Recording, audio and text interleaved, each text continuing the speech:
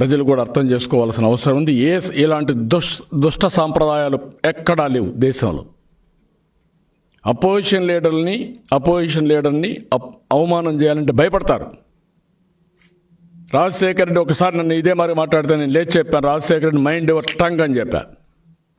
ఇమ్మీడియట్గా విత్డ్రా అయ్యి నేను తప్పండి, నేను ఆ మాట అనలేదు, నా ఉద్దేశం అది కాదన్నాడు. అదే మరి ఇదే అపోజిషన్ లీడర్గా ఉన్నప్పుడు నేను రాజశేఖర్ రెడ్డి ఒక జీవో తీసుకొచ్చాడు, మీడియా వాచ్ అని. పట్టుకుంటే భయపడిపోయి నేను తీసుకురాలేదు, నాకు తెలియదు, ఎవరో చేశారు అది అన్నాడు. కాదు, నీకు తెలియకుండా ఎట్ట వస్తుందని నేను అడిగా. నీకు తెలియకుండా ఎట్ట వస్తుందని అడిగితే నేను అయిపోయింది కదా తప్పించుకొని పారిపోయాడు. అతనికి భయం ఉంది ప్రజలంటే, నీకు భయం లేదు. ఏమనుకుంటున్నారు నాకు అర్థం కాలేదు. ఒక పద్ధతి లేకుండా ప్రజాస్వామ్యాలు చేయడం మంచిది కాదు. హెచ్చరిస్తున్నా, గట్టిగా చెప్తున్నా.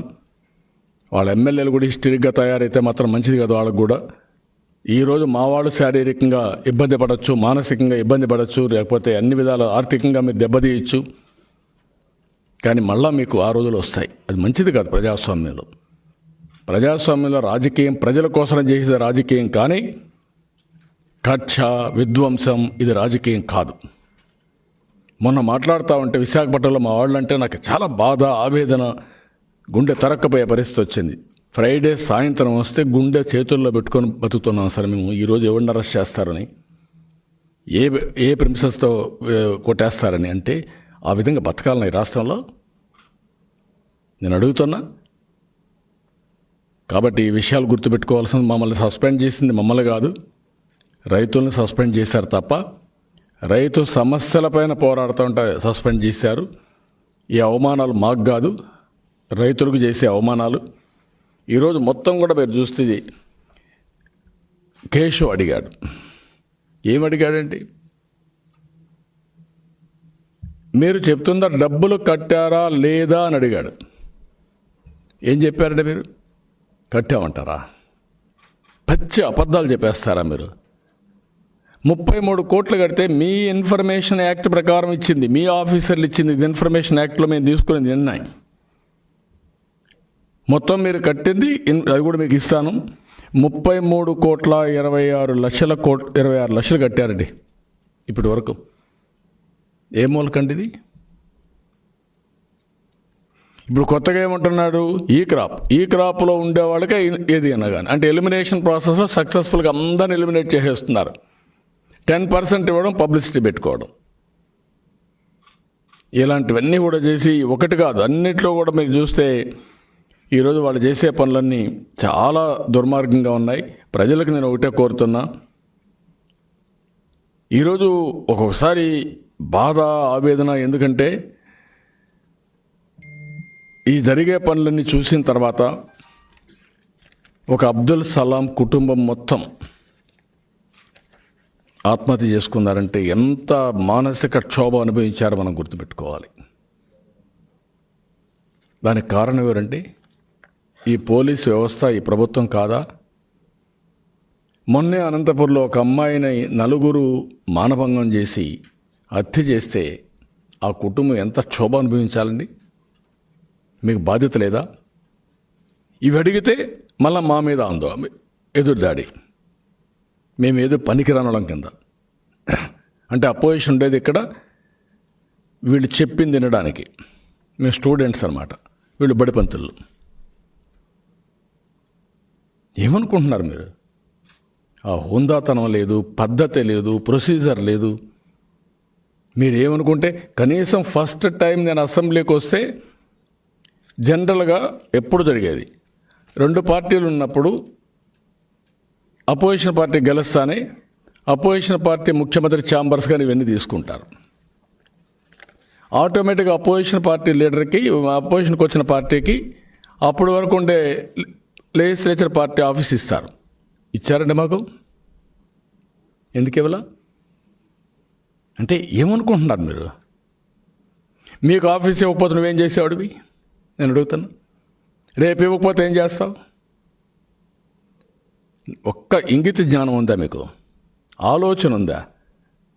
అంటే మేము అపోజిషన్లోకి వచ్చినప్పుడే మాకు హ్యూమిలియేషన్ ఉంటుంది. రూలింగ్ నుంచి వస్తానే. అలాంటి అపోజిషన్లోకి వచ్చిన వాళ్ళపైన హ్యూమిలిటీ లేదా మీకు? హంబుల్నెస్ లేదా?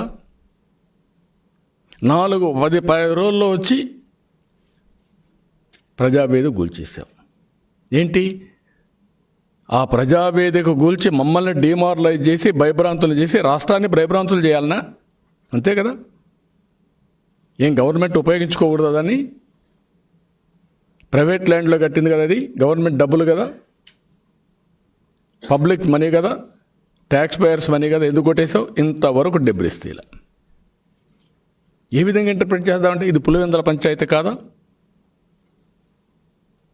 ఇన్ని మాట్లాడారు, మీరు చూస్తున్నారు. ఏదైనా ఎవిడెన్స్ దేనికైనా ప్రొడ్యూస్ చేయగలిగారా? ఎవరి మీద కేసులు పెట్టినా? మరి ఏమనుకుంటున్నారు మీరు? ఎందుకు ఇలాంటి తప్పుడు పనులు చేస్తున్నారు? ఈరోజు మొత్తం కూడా మీరు చూస్తే ఇప్పుడు కూడా మళ్ళీ ఉపన్యాసం, రొటీన్ గాలి కబుర్లు, సొల్లి కబుర్లు మళ్ళీ అదే చేసుకుంటూ వచ్చాడు. మమ్మల్ని బయట పంపించి మళ్ళీ ఇదే చేసుకుంటూ వచ్చాడు. ఎంత ఇదంటే వాళ్ళు ఇచ్చిన దాంట్లోనే క్రాప్ ఇన్సూరెన్స్లో ఇంకా మేము నెగోషియేట్ చేస్తున్నాం. నువ్వు నెగోషియేట్ చేసుకో. దీనికి ఇప్పుడు బాధ్యత ఎవరిది? నష్టపోయిన పంటకు ఎవడిస్తాడు? నువ్వు ఇస్తావా? ఇవ్వవా? చెప్పు. అందుకనే మేము నిన్న కూడా అడిగాం, చాలా క్లియర్గా అడిగాం. ఒకటే అడిగాం మేము, ఎకరాకు 30,000 రూపాయలు వరికి ఇవ్వాలి. హెక్టార్కి, ఒక హెక్టార్కి 30,000 రూపాయలు వరికి ఇవ్వాలి. ఒక హెక్టార్కి 50,000 రూపాయలు హార్టికల్చర్కి, ఫిష్కి కూడా ఇవ్వాలా. ఇన్సూరెన్స్ ఉంటే ఇన్సూరెన్స్ వాళ్ళకి వస్తే అది ఇది చేసుకోండి. ప్రతి ఒక్క కుటుంబానికి 10,000 రూపాయలు ఆర్థిక సహాయం చేయాలి. అదే మరి ఆర్టిజాన్స్కి మాత్రం, కుల వృత్తులు, చేతి వృత్తులకు మాత్రం 15,000 రూపాయలు కుటుంబానికి ఇవ్వాలి. ఈ డిమాండ్స్ నెరవేర్చండి. దీనికోసం మేము పోరాడతాం. మమ్మల్ని సస్పెండ్ చేసినా పర్వాలేదు. ఫస్ట్ టైం నా లైఫ్లో నన్ను సస్పెండ్ చేశారు. ఫస్ట్ టైం నేను పోడియంలోకి పోవాల్సి వచ్చింది రైతుల కోసం. అయినా బాధ లేదు. మీరు అవమానం చేశారు, బాధపడ్డాం. ఎవరైనా మేము కూడా మనుషులం, బ్లడ్ ఫ్లెష్ అన్నీ ఉంటాయి మాలో కూడా. అలాంటిది బాధ ఉంది, ఆవేదన ఉంది. కానీ మేము పోరాటం చేసే రైతుల కోసం చేస్తున్నాం. భవిష్యత్తులో కూడా ఈ పోరాటాన్ని కంటిన్యూ చేస్తాం. రాజీ లేకుండా పోరాడతామని చెప్పి కూడా నేను మీకు తెలియజేస్తున్నాను.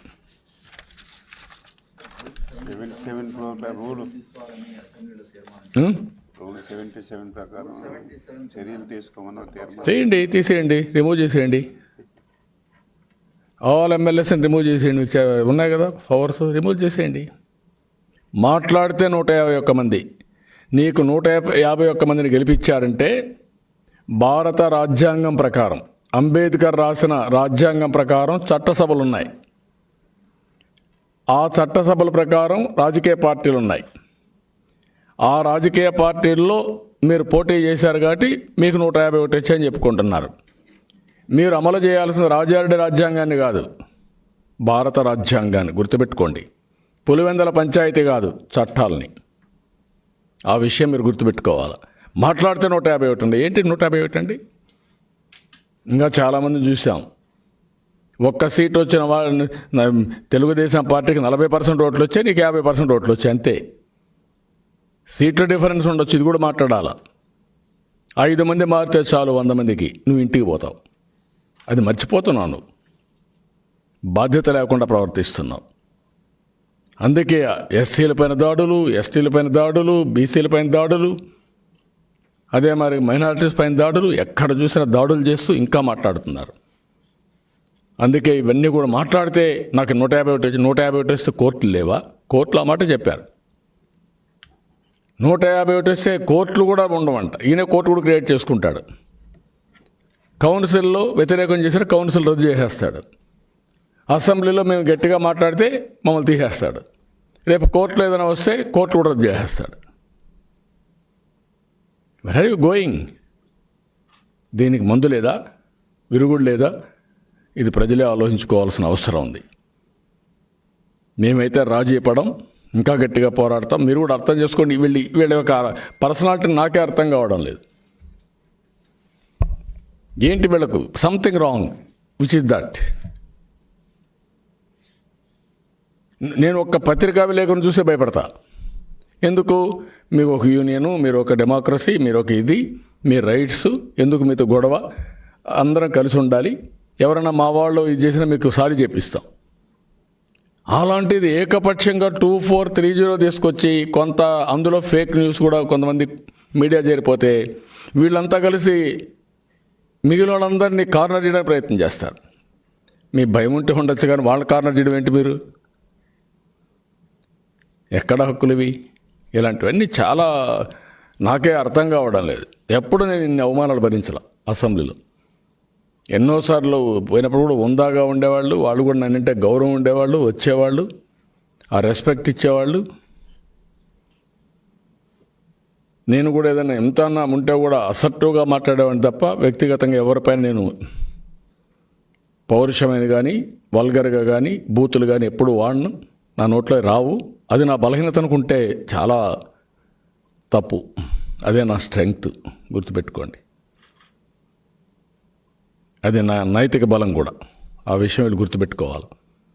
ఇన్ని సంవత్సరాలుగా నేను రాజకీయాల్లో ఉన్నానంటే, ప్రజల్లో ఈ గౌరవం ఉందంటే, ఆ గౌరవానికి కారణం నేను 40 సంవత్సరాలు సంపాదించుకున్న వ్యక్తిత్వం, క్రెడిబిలిటీ, విశ్వసనీయత. ఆ విషయం వీళ్ళు గుర్తుపెట్టుకోవాలి. ఇన్ని సంవత్సరాలు ఉండేవాడిని 1.5 సంవత్సరం, ఫస్ట్ టైం ముఖ్యమంత్రి 1.5 సంవత్సరం నువ్వు వచ్చి ఇవన్నీ చేస్తావా? ఏమనుకుంటున్నావు? అంతా ఫస్ట్ టైం ఎమ్మెల్యేలు వచ్చేసి ఎగిరెగిరి పడిపోతున్నారు. అదేంటో నాకే అర్థం కాదు. అది వాళ్ళకి ఏమొచ్చిందో పూనకం వస్తుందో నాకు అర్థం కావడం. ఆ పూనకం చాలా తప్పు ఇది. కాబట్టి రైతుల విషయం వదిలిపెట్టే సమస్య లేదు. పోరాడతాం. వాళ్ళకు న్యాయం జరిగే వరకు వారికి అండగా ఉంటాం. జగన్మోహన్ రెడ్డి చేసిన తప్పుడు పనుల వల్ల, తప్పుల వల్ల రైతులు శిక్షించడానికి కరెక్ట్ కాదు. అప్పుడు కూడా ట్యాక్స్ పేయర్స్ మనీ, రోడ్డు వేయడానికి డబ్బులు లేవు. ఎక్కడ చూసినా గుంతలు, మొత్తం నడుములు హోనం అయిపోతున్నాయి. ఇంకొక పక్క వెహికల్స్ అన్నీ ఖరాబ్ అయిపోతున్నాయి. అన్ని సమస్యలు రాష్ట్రంలో. ఏది ఏమైనా వీళ్ళందరినీ కాపాడుకోవాల్సిన బాధ్యత మన పైన ఉంది. ఏం చెప్పండి, మీరేమన్నా చెప్పండి. ఏమండి? డెఫినెట్గా పోరాడతాం. ఈ ఇష్యూ మీద నిర్దిష్టంగా హామీ ఇచ్చే వరకు పోరాడతాం.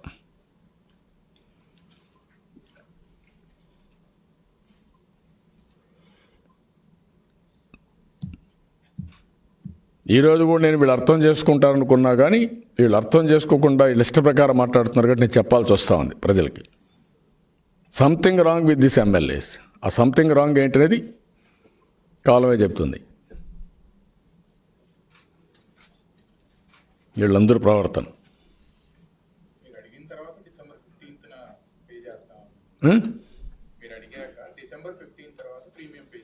ఎవరికి ఎట్లా పే చేస్తారు? ఇప్పుడు ఒప్పుకుంటారా? బుద్ధుండోడు ఎవరన్నా ఇన్సూరెన్స్ అమాయకులా వాళ్ళు? ముందు కడితే తర్వాత ఇన్సూరెన్స్ వస్తుంది. రామారావు, నీకు కూడా చాలా తెలివి ఎక్కువైపోయింది. వాళ్ళకి అరికాల్లో తెలివి ఉంది, నీకు ఇంకెక్కడ ఉందో నాకు తెలియదు. కానీ నేను అడుగుతున్నా, ఇప్పుడు కడితే నువ్వు కట్టే 150 200 కోట్లు 300 కోట్లు కట్టేస్తే నీకు 2,000 కోట్లు 3,000 కోట్లు ఇస్తారండి వాళ్ళు. అంత అమాయకులా? నీకంటే తెలివైన వాళ్ళు.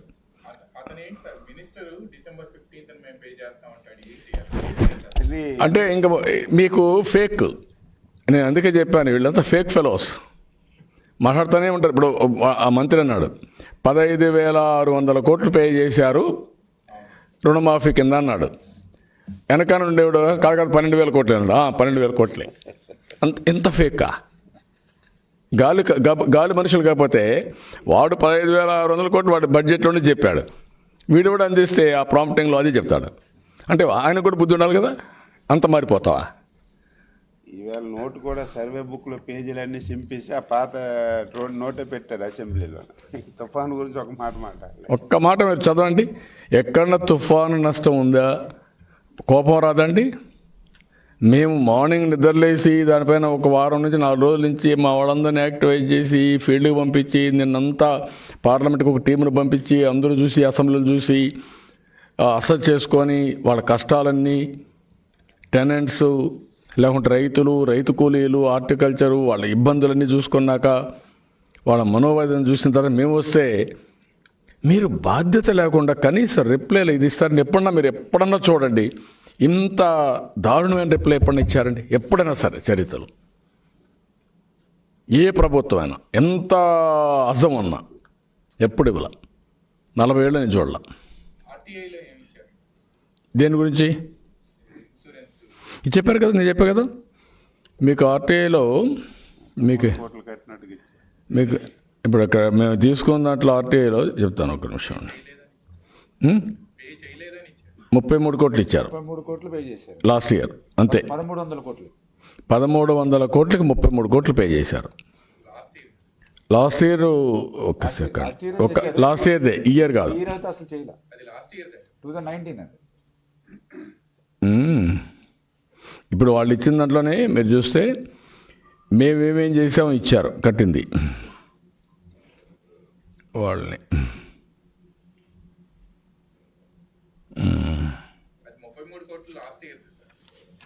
లాస్ట్ ఇయర్ది అదే చెప్పింది నేను, లాస్ట్ ఇయర్ది అని చెప్తాను కదా, ఇయర్ కాదు, లాస్ట్ ఇయర్ అట్లా. మీకు ఈ లెటర్ కూడా ఇస్తాం మీకు.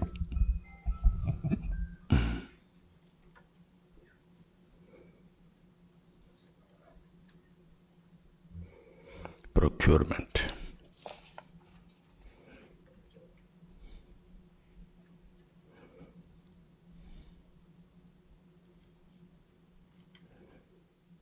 బీమా. ఇప్పుడు ఏమిటంటే ఇక్కడ బీమాలో మీరు చూస్తే రాష్ట్రంలో 2019 మే తర్వాత ఉచిత పంటల బీమా పథకంలో భాగంగా రైతుల వాటా కింద ప్రభుత్వం చెల్లించిన బీమా ప్రీమియం వివరాలు తెలుపగలరా? రాష్ట్రంలో ఖరీఫ్ 2019 సీజన్ నుండి ఉచిత పంటల బీమా పథకం అమలు జరుగుతున్నది. ఖరీఫ్ 2019కి సంబంధించి ఇప్పటి వరకు రాష్ట్ర ప్రభుత్వం రైతులకు కట్టవలసిన ప్రీమియం వాటాలోని ప్రీమియం రాయితీ కింద 33,26,00,000 బీమా కంపెనీలకు అడ్వాన్స్ కింద చెల్లించడం జరిగింది. అది ఆ నుంచి మళ్ళా వాళ్ళే ఇంకా క్వశ్చన్స్ అన్నిటికీ ఖరీఫ్ 2019 సీజన్కి సంబంధించి రాష్ట్ర ప్రభుత్వం మొత్తం ప్రీమియం రాయితీ ఎంత చెల్లించవలనో బీమా కంపెనీల నుండి అవసరమైన నివేదిక వచ్చిన వెంటనే 33.26 కోట్ల రూపాయల అడ్వాన్స్ మినహాయించి మిగిలింది చెల్లింపబడును. ప్రస్తుతం ఇది బీమా కంపెనీల వద్ద పెండింగ్లో ఉంది. Can you imagine this type of reply? అంటే నీకు ఇన్సూరెన్స్, నువ్వు చనిపోయినాక ఇన్సూరెన్స్ క్లెయిమ్ చేసుకోవచ్చు, డబ్బులు కట్టచ్చు, ప్రీమియం ఒక 100 కోట్లు చేసుకొని నువ్వు కట్టకుండా చనిపోయిన తర్వాత నేను కడతాను, ఇప్పుడు నాకు ఇవ్వండి 100 కోట్లు. అంటే ఎంత తెలివైన వాళ్ళు! ఇది ఫ్రాడ్ కదా, ఇది ఫేక్ కదా. ఇది బేసిక్గా ఎలక్షన్ల ముందు ఇదే మరిగా ఫేక్ న్యూస్ పెట్టి ఆ ఫేక్ మీడియాలో కొట్టారు. ఇప్పుడు అదే చేస్తున్నారు. ఇప్పుడు జరగదు. నిన్న టిట్కో ఇల్లు మీద అడ్వర్టైజ్మెంట్, నిన్న టిట్కో ఇల్లు చూశారు. బాబు ఇల్లు కావాలి, బాబు స్కీమ్ కావాలన్నా నీకు స్కీమ్ ఏంటి? నీకు ఎక్కడుంది స్కీమ్? నువ్వు కట్టావా? నువ్వేమైనా డిజైన్ చేసావా? లేకుంటే ఎక్కడ ఒక ఇల్లు కట్టావా? నువ్వేం చెప్పావు ఎన్నికల్లో ఊరు తిరిగి? అయిపోతుందని చెప్పి అందరికి ఉచితంగా ఇస్తాను ఆయన అన్నాడు. ఇల్లు కట్టి 1.5 లక్షలు కేంద్రం ఇస్తాడు, ఆయన 2.5 లక్షలు ఇస్తాడు, ఇంకా మిగిలింది నీకు అప్పు పెడుతున్నాడు, నేను వస్తాను మొత్తం మాఫీ చేస్తాను. మేము ఎలక్షన్లో చెప్పాం 300 వరకు మాఫీ చేస్తాం, 300 పైన ఉంటే 65 స్క్వేర్ యార్డ్స్కి డబ్బులు, 435 ఉంటే 135 డబ్బులు కట్టాల్సి వస్తుంది మేము చెప్పాం. నువ్వు అన్నిటికీ ఉచితంగా ఇస్తా. ఇప్పుడేమంటాడు, వాళ్ళకి ఇవ్వను, వీళ్ళకే ఇస్తాను. ఇది బాబు స్కీమ్, ఇది జగన్ స్కీమ్. గవర్నమెంట్లో బాబు స్కీమ్, జగన్ స్కీమ్ ఉంటాయండి? ఆ మాత్రం ఇంగిత జ్ఞానం లేదా? దానికి గవర్నమెంట్ డబ్బులతో అడ్వర్టైజ్మెంట్లు, మళ్ళా వాడి పేపర్కు ఇంకొన్ని పేపర్లకి. ఏమనాలి వెళ్ళి? Is it not a fake media, fake news పెట్టి ఇదే పని పెట్టుకున్నారు. వాస్తవాలు అనేటివి వీళ్ళకు పొట్ట కొట్టినా ఒక్క అక్షరం వాస్తవం రాదు. అంత దారుణంగా తయారైపోయారు. గవర్నమెంటే ఫ్రాడ్గా తయారైపోతా ఉంది. గవర్నమెంట్ని ఎప్పుడు కూడా వ్యక్తులు ఇది ఉన్నా గవర్నమెంట్ ఫిగర్స్ మార్చలేరు, ట్యాంపర్ చేయలేరు, చేయకూడదు కూడా. చేసే సిఏజీ ఇవన్నీ ఉన్నాయి, కొన్ని ప్రాబ్లమ్స్ కూడా ఉంటాయి. వీళ్ళని చూస్తూ ఉంటే రేపు ఆర్బీఐని కూడా ఫోర్స్ చేయరు అన్నారు. ఇక్కడ బిహేవియర్ చూస్తూ ఉంటే అక్కడ కూడా తప్పుడు రిపోర్ట్ ఇచ్చేసి చాలా దారుణంగా ఉంది. రాష్ట్రంలో అసమర్థులు చూసాం, అవినీతి పరులు చూసాం, కానీ ఇలాంటి వాళ్ళు ఎప్పుడు నేను చూడలేదు, ఇంత భయంకరమైన వ్యక్తుల్ని. Let us see. అన్ని నివేదికలు వస్తున్నాయి. మా వాళ్ళు చూసింది ర్యాండమ్గా చూశారు తప్ప ఊరూరికి పోయి ఎన్యూమరేట్ చేయలేకపోయారు. ఇంకా చేయాలనుకుంటున్నాం, కానీ ఒక ప్రైవేట్ ఆర్గనైజేషన్లో ఊరూరికి పోయి ఇంటింటికి పోయి చేయడం కూడా కష్టం అవుతుంది. But we're trying. టెస్ట్ మాల్స్ పంపించమన్నాం, చాలా టెస్ట్ మాల్స్ వచ్చాయి. మా వాళ్ళందరూ కూడా యాక్టివ్గా ఉన్నారని చేస్తున్నారు. ఇంకొంచెం టైం పట్టచ్చు. ఏదేమైనా మినిమం 25 లక్షల నుంచి 30 లక్షల ఎకరాలు పాక్షికంగా పూర్తిగా నష్టపోయింది. ₹1 ఇరిగేషన్ పైన పెట్టకుండా కథలు మాట్లాడుతున్నాడు గాలి కబుర్లు. ఏమన్నా ₹1 పెట్టాడండి? కడాన పోలవరం కూడా నాశనం చేసేసి కడాన ఇప్పుడు నేనేదో మొత్తం ఈయన వల్ల పంటలు పడిపోయినాయంట. ఈయన పోయి ఊరూర్లు దున్నాడు, దుక్కి చేశాడు పంటలు పండడానికి. ఎరువులు కూడా ఇవన్నీ పెద్ద మనిషి, ఈయన పెద్ద దుక్కు చేసినట్టు ఏదో చేసినట్టు వీళ్ళు కష్టపడిపోయినట్టు వీళ్ళలో వచ్చేసి కథలు మాట్లాడుతున్నారు. చాలా తప్పుడు విషయాలని చెప్పి ప్రజలను మభ్య పెడుతున్నారు. ఇప్పుడు ఇది ఏనేదో హార్టికల్చర్ నేనే అభివృద్ధి చేసినట్టు 90% మీరు గుర్తుపెట్టుకోవాలి. నేను ఆ రోజు మీరు చూస్తే మేము అధికారంలో ఉన్నప్పుడు 90% ఇచ్చాం డ్రిప్ ఇరిగేషన్కి. ఈరోజు ఒకసారి మీరు చూసినప్పుడు మేము ఏడాదికి 720 కోట్ల రూపాయలు ఇన్పుట్ సబ్సిడీ ఇచ్చాం రఫ్గా. వాళ్ళు 200 కోట్లు ఈ 18 నెలలకు ఇచ్చారు. పోలవరం 71% పూర్తి చేస్తే వీళ్ళు 2% పూర్తి చేయాల. వ్యవసాయానికి వీళ్ళు మీటర్లు పెడతా ఉంటున్నారు. తెలుగుదేశం పార్టీ హయాంలో మీటర్లు తీసేసింది ఫస్ట్ టైం, అది మళ్ళా పెడతా ఉంటారు. రైతు రుణమాఫీ 15,279 కోట్లు ఇచ్చి మిగిలింది 8,500 కోట్ల రూపాయలు దగ్గర ఇవ్వడానికి అన్ని రెడీ చేస్తే వీళ్ళు ఎలక్షన్ కమిషన్ ద్వారా అడ్డం పడి ఇతను ఎగ్గొట్టే పరిస్థితికి వచ్చాడు. రైతు భరోసా ఈరోజు కూడా చెప్పాడు. మళ్ళా మేము 2 స్లాబ్లు పెట్టాం. దాంట్లో 12,500 రూపాయలు గవర్నమెంట్ ఆఫ్ ఇండియా ఇచ్చే వాళ్ళకి వర్తింపజేశాం. 12,500 ప్లస్ 6,000 18,500. మిగిలిన వాళ్ళకి మేము ఏమన్నామంటే 15,000 ఇస్తా ఉన్నాం గవర్నమెంట్ ఆఫ్ ఇండియా ఇవ్వనంటే. మళ్ళీ గవర్నమెంట్ ఆఫ్ ఇండియా వాళ్ళు కూడా ముందుకు వచ్చారంటే 12,500 రూపాయలు ఇవ్వాలి. ఇతను 12,500 రూపాయలు చెప్పాడు. ఇతను ఎంత ఇస్తున్నాడు? 7,500 రూపాయలు ఇస్తానంటాడు. అది కూడా 3 ఇన్స్టాల్మెంట్స్. ఒకే ఇన్స్టాల్మెంట్ 50,000 ఇచ్చాం మేము. రుణమాఫీకి 50,000 ఒకే ఇన్స్టాల్మెంట్ ఇచ్చి అందరికీ ఇచ్చేసి మిగిలినటి 4 ఇన్స్టాల్మెంట్లు ఇస్తే నువ్వు ఏమీ ఇవ్వకుండా ఈ కథలు మాట్లాడుతున్నావు. ఆ రోజు రైతులకి మోడర్నైజేషన్ కింద పెద్ద ఎత్తున ట్రాక్టర్లు, ఎక్విప్మెంట్లు, హార్వెస్టర్స్ అన్నీ ఇచ్చాం. ఇప్పుడు ఒక్కటి కూడా ఇచ్చే పరిస్థితి లేదు. డ్రిప్ ఇరిగేషన్ 90% ఇస్తే ఒక్క డ్రిప్ ఇరిగేషన్ లేదు.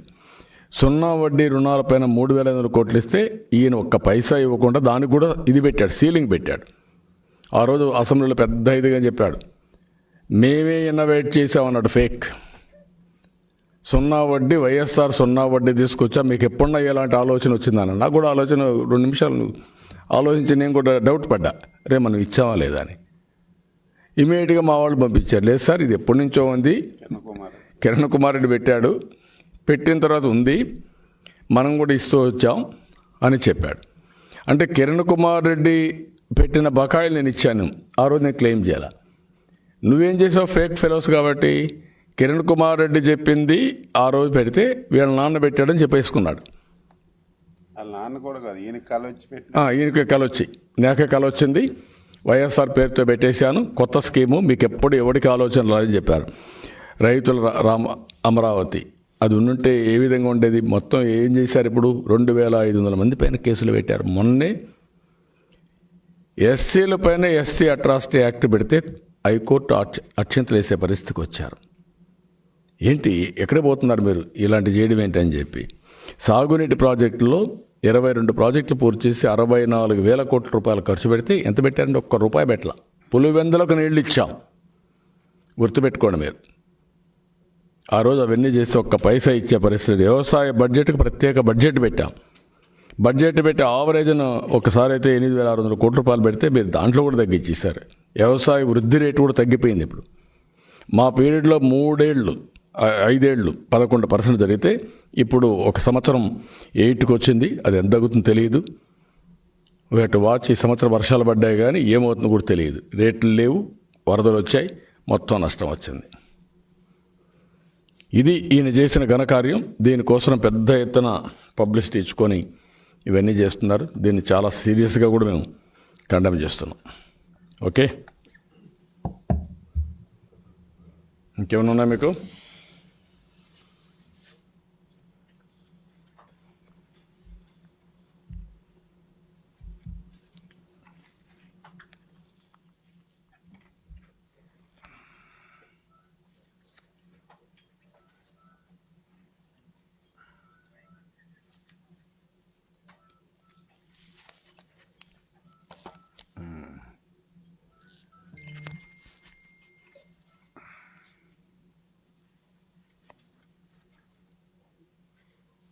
మాస్క్ కూడా పెట్టుకోడు ముఖ్యమంత్రి. ఆయన కరోనా గురించి మాట్లాడతాడు. బాధ్యత ఉన్నాడు ఎవడన్నా చేస్తాడు ఇంటి పనులు. మంత్రులు పెట్టుకోరు. మేము పెట్టుకుంటే మమ్మల్ని ఎగతాళి చేస్తారు. డెఫినెట్గా పెట్టుకుంటాం. బాధ్యత ఉంది. కరోనా వైరస్ కంట్రోల్ చేయడం అనేది అందరి యొక్క బాధ్యత, అందరి యొక్క కర్తవ్యం. డెఫినెట్గా చేయాలి. ఇది వ్యాక్సిన్ వచ్చే వరకు అందరం కూడా జాగ్రత్తగా ఉండాలి. వచ్చినాక కూడా అందరికీ మేనిఫెస్ట్ కావాలి. దానికి మళ్ళీ సైడ్ ఎఫెక్ట్స్ లేకుండా చూసుకోవాలి. ఇవన్నీ ఉంటాయి. ట్రీట్మెంట్ పోతే కూడా సైడ్ ఎఫెక్ట్స్ ఉంటాయి. ఇప్పటికే చాలామంది ఆర్థికంగా చితికిపోయారు. 10 లక్షలు, 20 లక్షలు, 30 లక్షలు పెట్టుకొని. బట్ అందరం కలిసి సమిష్టిగా దీనిపైన ఫైట్ చేయాల్సిన అవసరం ఉంది. ఇంకొకసారి మీకు చెప్తాను, టెక్నాలజీ కూడా నాశనం చేశాడు.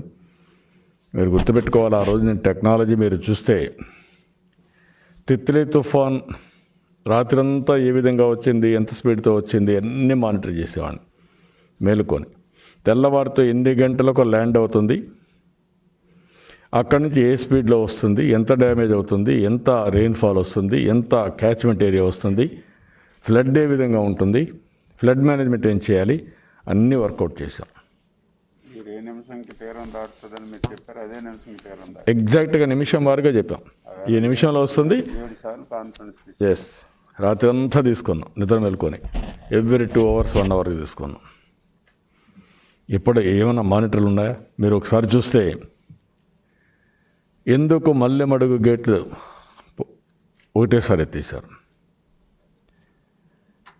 ఎందుకు మీరు బుగ్గవంక గేట్లు ఎత్తేసి కడపను ముంచేశారు? ఎందుకు అన్నమయ్య గేట్లు పనిచేయలా? ఎందుకు పించా ప్రాజెక్టు తెగిపోయింది? చెప్పరా మీరు అసెంబ్లీలో? ఇవన్నీ బాధ్యత లేదా మీకు? తెలుగుదేశం పార్టీలో అధికారంలో ఉన్నప్పుడు మేము ఏం చేసేవాళ్ళం అంటే మెయింటెనెన్స్ పీరియడ్ పెట్టేవాళ్ళం. పలానా రోజుకు అన్ని ప్రాజెక్టుల్లో గేట్లన్నీ ఓవరాలింగ్ చేయాలి, దానికి గ్రీస్ కానీ అవన్నీ వేసి మెయింటెనెన్స్ అంతా కంప్లీట్ చేసి పర్ఫెక్ట్గా పెట్టాలి, ప్రాజెక్ట్ని కండిషన్లో పెట్టాలి. అక్కడే ఆఫీసర్లంతా కూడా ఆ బండంతా తిరుక్కుంటూ ఎప్పటికప్పుడు ఎక్కడ కూడా చిన్న బ్రీచ్ లేకుండా చూడాలి, చెరువులు కానీ ఇవన్నీ పెట్టాం. మీకు ఏ బాధ్యత లేకుండా చేసి కంపు చేశారు. అప్పుడు కూడా మేము ఆ రోజు నీరు చెట్టు కింద చాలా పనులు చేశాం. దానివల్ల అన్ని చెరువులు నిలబడ్డాయి. అదే మరి 10 లక్షల కుంటలు దివాం, పంట కుంటలు దివాం. దానివల్ల భూగర్భ జలాలు పెరిగాయి కాబట్టి ఇంకా ఎక్కువ ఫ్లడ్ వచ్చేది. ఇవన్నీ ఉన్నాయి. దీనికి కూడా వీళ్ళు బాధ్యత వహించాల్సి ఉంది. ఈ 4 ప్రాజెక్టులు పించారు నీళ్ళు లేవు, అన్నమయ్య ప్రాజెక్టు నీళ్ళు లేవు, బొగ్గవంక వల్ల కడప 24 గంటలు చెప్పేవాళ్ళు అమరావతి మునిగిపోతుందని. ఈ మహానాయకుడు కడపను ముంచేశాడు. అది చేసే పని.